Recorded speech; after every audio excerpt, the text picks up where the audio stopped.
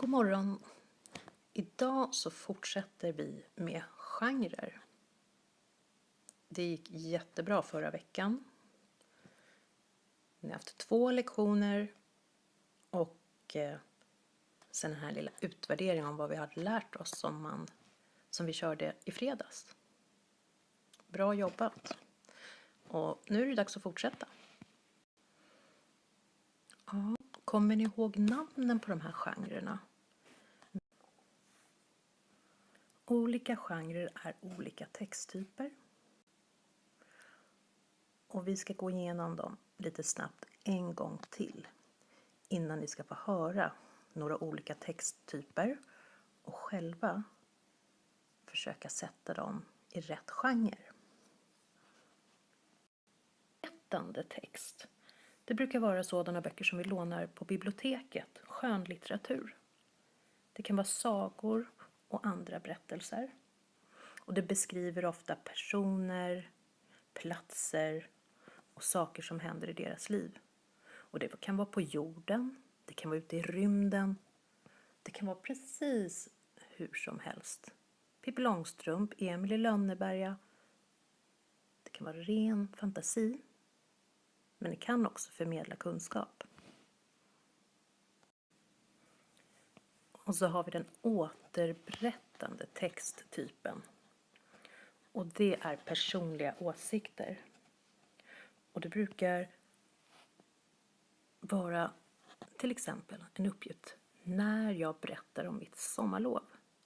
Eller nu ska jag berätta för er när jag tappade min första tand. Och vad som hände då.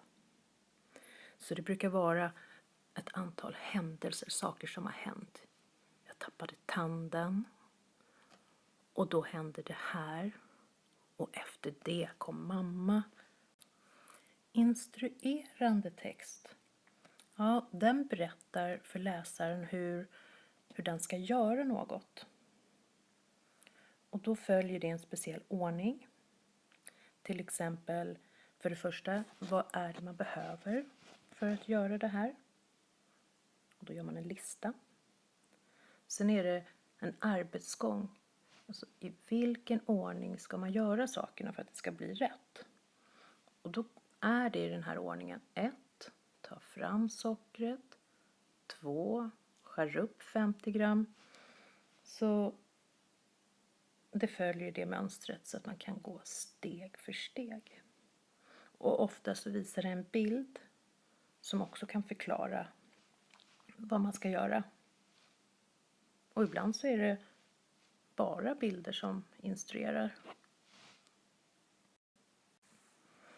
Förklarande, beskrivande text. Ja, den beskriver något och förklarar hur det fungerar. Eller så beskriver den något eller förklarar något. Förklarande och beskrivande texter möter vi mycket i NO och SO. Ett exempel är biologin. När vi läser om olika djur. Om vi läser om insekten så hittar vi ju inte på att den har 18 ben och är smartare än en människa. Nej, utan vi vill ha fakta. Att insekten är ett djur där de alla har 6 ben, 2 eller 4 vingar. Kroppen är indelad i 3 delar. Ja, och så vidare. Så den är helt opersonlig. Vad du tycker, vad du tänker ska inte vara med. Och det står aldrig i jag-form. En argumenterande text. Den vill påverka och övertyga läsaren om en åsikt. Som till exempel reklam. Här är det falukorvsreklam.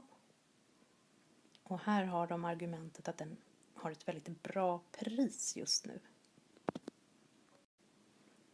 Tidningar, de brukar också ha text som ska göra att tidningen säljer. Det kan de göra både med bilder och med ord. Så, nu har ni de 5 genrerna presenterade ytterligare en gång. Och nästa uppgift kommer vara att se på texter i de här 5 genrerna som hör ihop med julen. December månad närmar sig och temat kommer vara julen på många håll i skolan nu. Och så även här i vårt svenska arbete. Så vi kommer jobba med instruerande som är kopplat till julen, berättande, argumenterande, återberättande, förklarande och beskrivande. Och det första jag vill att du gör, det är att återberätta något om julen för dig. Lycka till!